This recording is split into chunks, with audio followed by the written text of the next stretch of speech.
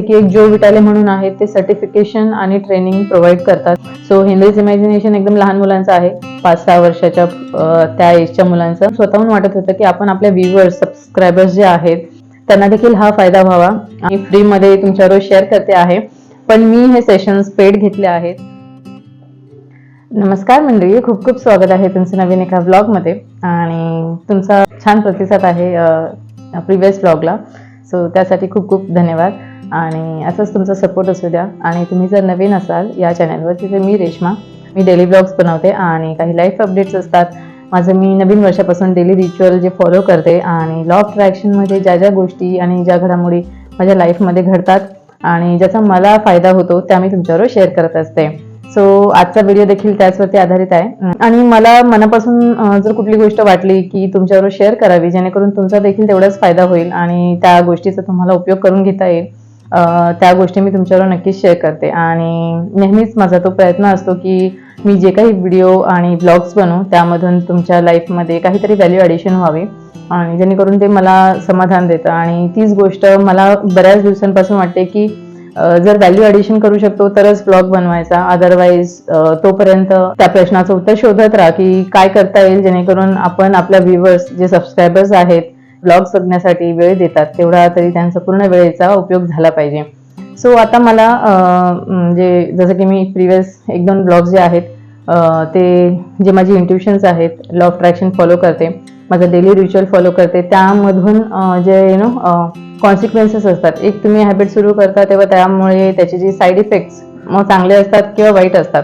मी सध्या चांगल्या इफेक्ट्स बद्दल बोलते. सो इव्हेंच्युअली एक गोष्ट घडते, त्याला अनुसरून दुसरी गोष्ट घडते. चांगल्या हॅबिट्समुळे ज्या काही चांगल्या गोष्टी होतात त्या मला तुमच्याबरोबर शेअर करायच्या आहेत.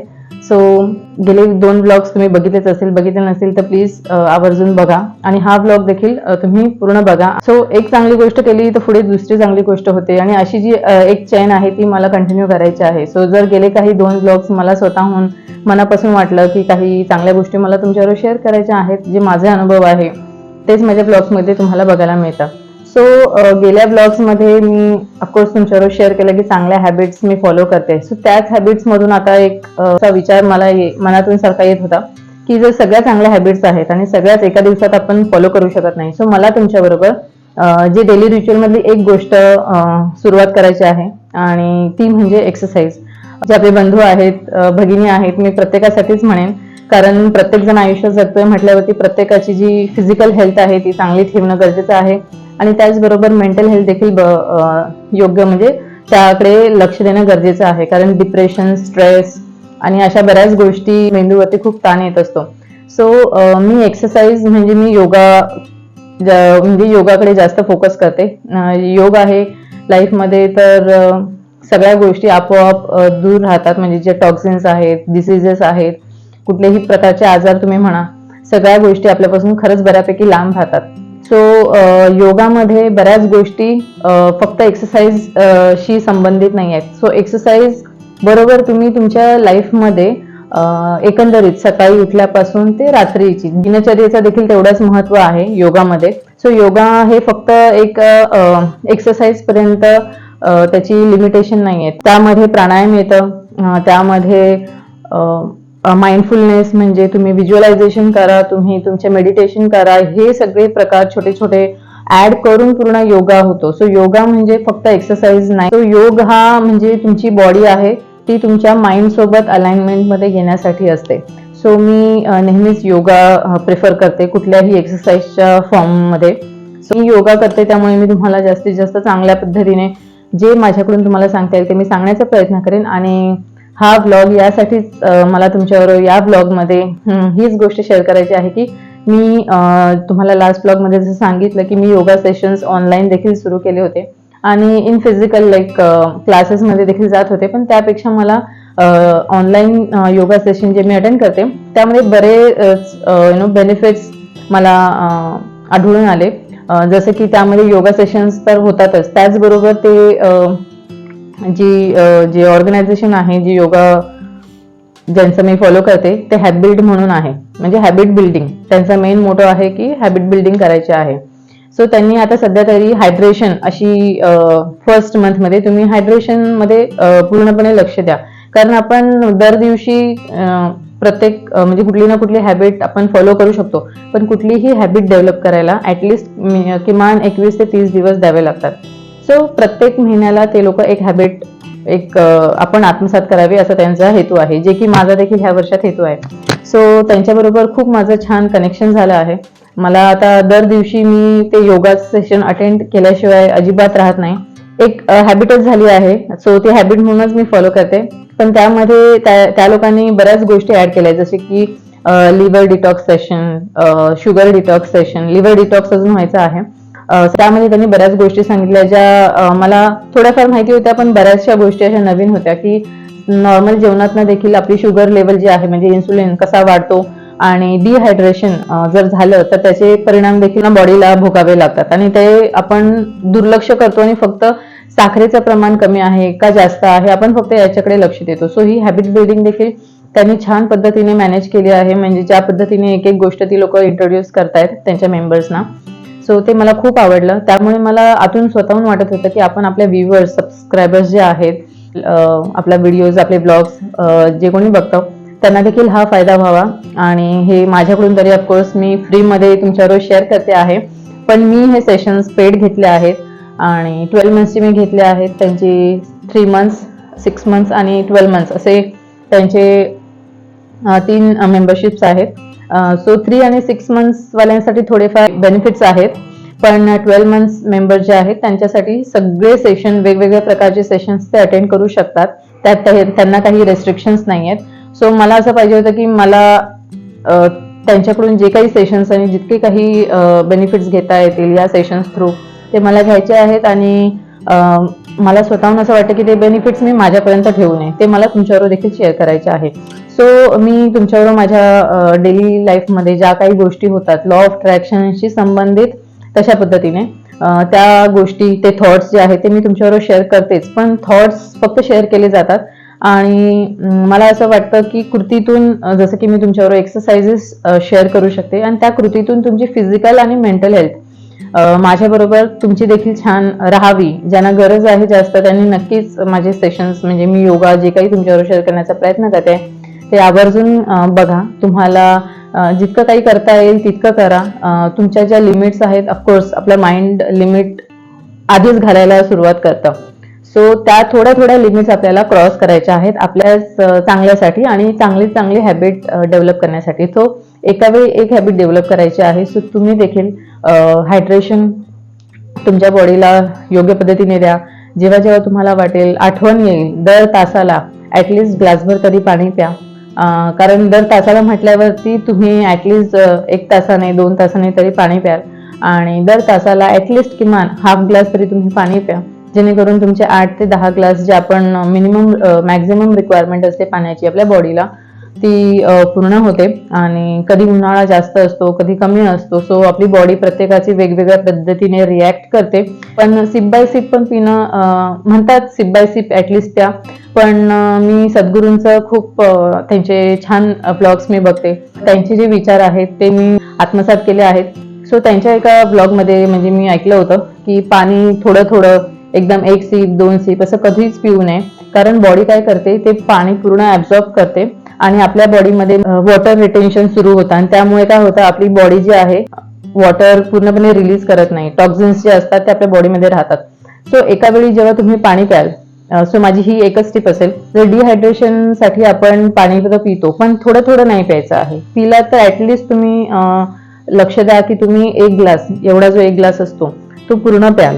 सो थोडा थोडा प्यायचा नाहीये, कारण ते देखील आपल्या हेल्थसाठी अपायकारक आहे. सो तुम्ही पाणी तर पिताय, पण ते कशा पद्धतीने पिताय ते देखील तुम्ही बघा. सो माझी ही एक टिप नक्की लक्षात ठेवा. आणि प्रत्येक ब्लॉगमध्ये मी काही ना काही जे मला माहिती आहे ती ऑफकोर्स तुम्ही टिप म्हणजे एक चांगली टिप म्हणून घ्या. अदरवाईज मला माहिती आहे, सो मी माझं नॉलेज तुमच्याबरोबर शेअर करते आहे, त्या पद्धतीने म्हणजे त्या पर्स्पेक्टिव्हने बघा. असं नाही की मला खूप माहिती आहे म्हणून मी तुम्हाला सांगते. सो प्रत्येकाला काही ना काही माहिती असतं. एवढंच फरक आहे की काही जण कृतीत ते करून दाखवतात किंवा ते अंमलात आणतात, काही जण ते आपल्यापर्यंतच ठेवतात, स्वतःला देखील त्याचा फायदा होत नाही ना दुसऱ्याला होत आहे. सो या व्हिडिओचा, या ब्लॉगचा माझा मेन सांगण्याचा मुद्दा हा, माझा मेन गोल हाच आहे की आपण दर महिन्यात 21 ते 30 दिवस प्रत्येक हॅबिट बिल्डिंगला देऊया. जसं की हायड्रेशन आता या सेशन्समध्ये सुरू केलं आहे, तर तुम्ही देखील स्वतःला हायड्रेटेड ठेवा, जेणेकरून तुमची बॉडी जी आहे जास्तीत जास्त टॉक्झिन्स रिलीज करेल आणि जे फॅट आहे ते देखील कमी होण्यास मदत होते. जसं आपण पाणी पितो त्यामुळे जे फॅट्स आहेत ते देखील कमी होण्यास मदत होते. कारण हे मला त्यांच्या सेशनमध्ये माहिती पडलं, ही नवीन गोष्ट मी शिकले. सो मला जास्तीत जास्त जितकं नॉलेज समजून घेऊन ते माझ्या आयुष्यात मला अप्लाय करता येईल ते मला तुमच्या बरोबर आणि तुमच्या देखत ठेवायचं आहे, जेणेकरून तुम्हाला जितकं त्यातनं घेता येईल तुम्ही तितकं त्याचा फायदा घ्या आणि एकत्र ग्रो होऊया, एकत्र हेल्दी राहूया, हॅपी राहूया. आणि अशीच जर हॅपी एनर्जी तुमच्याकडे असेल तर तुम्ही ती देखील शेअर करण्याचा प्रयत्न करा. किमान तुमच्या आयुष्यात तुमच्या आजूबाजूला जी लोक आहेत त्यांच्यावर स्माइल ठेवून जितकं चांगलं तुम्हाला बोलता येईल बोला. नाही बोलायचं तर ठीक आहे, ॲटलिस्ट निगेटिव्ह बोलू नका. पण जितकं शक्य होईल तुम्ही स्वतःला पॉझिटिव्ह ठेवा. कारण तुम्ही जेव्हा पॉझिटिव्ह होता, पॉझिटिव्ह हॅपीनेस हा कंटेजियस असतो, म्हणजे ते पसरतं. हॅपीनेस पसरतो, तो चांगला असतो. दुःख फक्त पसरवायचं नाही आहे, चांगल्या गोष्टी आपण स्प्रेड करूया. सो माझा नेहमी प्रत्येक ब्लॉगमध्ये हाच हेतू असतो की आज मी हॅपी आहे, आता मी हॅपी आहे, ते मी तुमच्याबरोबर शेअर करते आहे वेगवेगळ्या पद्धतीने. सो योगा सेशन्स मला कंटिन्यू तर ठेवायचं आहे. बघू, नक्कीच मी प्रयत्न करेन ते फॉलो करण्याचा, कन्सिस्टन्सी ठेवण्याचा. सो मी ह्या येत्या 1-2 दिवसामध्ये योगा सेशन्स तुमच्याबरोबर शेअर करेन. पण जेवढं काही मला शेअर करता येईल मी म्हणजे अजिबात ब्रेक न घेता तुमच्याबरोबर शेअर करेन. तुम्हाला ज्या दिवशी जमेल त्या पद्धतीने करा, जितका वेळ जमेल तितका करा. आणि पहिले तुम्ही तुमच्या बॉडीला समजून घेण्याचा प्रयत्न करा. असं नाही आहे की म्हणजे सुटायचं एक्सरसाइज करताना, असं नाही आहे. आणि स्वतःला मोडून तोडून घ्यायचं नाही आहे. योगा म्हणजे काय आहे, तुमची बॉडी तुम्हाला काय सांगते ते तुम्ही समजून घेण्याचा प्रयत्न करा. तुमची बॉडी आणि माइंड, म्हणजे माइंड, बॉडी आणि सोल याचं कनेक्शन झालं पाहिजे. तुम्हाला कुठे त्रास होतोय ते तुम्हाला समजतंय, तर तुम्हाला त्याला वेळ देऊन त्याच्या पुढे कॉन्कर करायचं आहे. याचा अर्थ आपली लिमिट्स क्रॉस करून आपण पुढे एक स्टेप जायचं आहे, तरच आपला विजय होतो. सो हा अर्थ आहे योगाचा, जेवढा मला समजला आहे. सो मला असं वाटतं की योगा फक्त फिजिकली लिमिट न ठेवता आपण त्याला माइंडफुलनेस आणि आपल्या लाईफमध्ये चांगले पॉझिटिव्ह चेंजेस करण्यासाठी घेतलं पाहिजे, या अर्थाने घेतला पाहिजे. योगा तुम्ही फक्त फिजिकली फिट राहण्यासाठी आहे, त्या व्यतिरिक्त त्याचा काही उपयोग नाही असं करू नका. कारण आपल्याला लाईफमध्ये खूप चॅलेंजेस येतात. सो आपल्याला माइंडफुल असणं आणि त्यासाठी माइंड स्ट्रॉंग असणं, म्हणजे आपलं जे मन आहे, आपली जी बुद्धी आहे, त्याला देखील योग्य चालना मिळण्यासाठी योगा खूप महत्त्वाचा आहे. आपल्या म्हणजे आयुष्यात आत्मसात करून घेणं. खूप इच्छा आहे की तुम्ही देखील या गोष्टीला सपोर्ट करा. आणि अजूनपर्यंत जे चॅनलला सबस्क्राईब केलं नसेल तर नक्कीच सबस्क्राईब करा. आणि आपण असेच एकमेकांचा हात धरून पुढे जाऊया, एकमेकांना मदत करूया आणि एकमेकांचा आनंद वाढूया. आणि जर आपण आपल्या हेल्थला प्रायोरिटी देतोय तरच आपण दुसऱ्यांच्या हेल्थला प्रायोरिटी नक्कीच देऊ शकतो. जो स्वतःची काळजी घेतो तो दुसऱ्यांची काळजी घेऊ शकतो, याच्यावरती माझा ठाम विश्वास आहे. सो भेटू आपण पुढच्या ब्लॉग्समध्ये. आय होप मी माझ्याकडून जितक्या प्रयत्न करता येतील आणि जितक्या चांगल्या पद्धतीने योगा तुमच्याबरोबर शेअर करता येईल मी शेअर करेन. सो आय होप मी माझ्याकडून सगळ्या गोष्टी तुम्हाला कन्वे केल्या असतील. सो तुम्ही देखील तुमच्या लाईफचा चार्ज घ्या, तुमच्या लाईफची म्हणतावी असते ती हातात घ्या. तुमच्या लाईफचे डिसिजन्स तुम्ही घ्या आणि ॲट अ टाइम एक गोष्ट करा. सो मी आता सध्या पुस्तक देखील रीड करते, त्यामुळे छान छान थॉट्स येत आहेत मला. सो भेटू आपण नेक्स्ट ब्लॉगमध्ये. आणि नेक्स्ट ब्लॉगमध्ये मी माझ्या बुक रिडिंगबद्दल, त्याचे रिव्ह्यूज काय आहेत, माझ्यामध्ये काय चेंजेस होत आहेत आणि विचारांमध्ये ऑफकोर्स तुम्हाला थोडं समजत असेल मी बोलताना ज्या काही गोष्टी मला आत्मसात होत आहेत, जे नॉलेज वाढतं आहे, तेच मी तुमच्याबरोबर शेअर करते आहे. आणि अशीच आपली जर्नी चालू ठेवूया यावर्षी. आणि आय होप तुम्हाला हे सगळ्या गोष्टी खूप छान वाटत असतील आणि पॉझिटिव्ह वाटत असतील तर नक्की कमेंट करून सांगा. आपण पुढच्या ब्लॉगमध्ये नक्की भेटू. आणि काही प्रिव्हियस ब्लॉगमध्ये मला त्यांनी विचारलं होतं, काही 2 कमेंट्स आल्या होत्या की कुठलं सिक्रेट बुक आहे. सो सिक्रेट हे रॉन्डा बर्न ह्या ज्या लेखिका आहेत त्यांचं जे द सिक्रेट मूवीचं जे बुक आहे ते मी म्हणते. आणि त्याच्या बऱ्याच काही अशा म्हणजे वेगवेगळ्या सिरीज आहेत. लहान मुलांसाठी आहे द हेनरीज इमॅजिनेशन म्हणून, आणि दुसरं आहे द टीन पॉवर म्हणून. सो माझ्या मुलीला मी दोन्ही पुस्तकं दिलेली आहेत. सो हेनरीज इमॅजिनेशन एकदम लहान मुलांचं आहे, 5-6 वर्षाच्या त्या एजच्या मुलांचं. टीन पॉवर हे आय थिंक 12-13 वर्षाच्या पुढच्या मुलांचं आहे, कारण त्यांना ज्या गोष्टी समजतील त्या भाषेत त्याच्यात दिलेलं आहे. सो एकदम लहान मुलांचं ते नाही आहे. तरी मी तिला फक्त रीडिंग हा फोकस करून त्या दृष्टीने तिला दिला होता. सो ती इथे रीड करते आणि आवर्जून तिले सोलार सिस्टम, जे लहान मुलांची बुक्स असतात सायन्स रिलेटेड, त्या ती पुस्तकं ती रीड करते. पण सिक्रेट मूवी जे आहे त्याच्याशी संबंधित जे सिक्रेट बुक्स आहेत ते मी तिला दिलेले आहेत, जे लहान मुलांचे आहेत ते. आणि दुसरी एक कमेंट आली होती की लॉ ऑफ अट्रॅक्शनचा मी कोर्स केला आहे का, आणि केला असेल तर कुठून केलाय.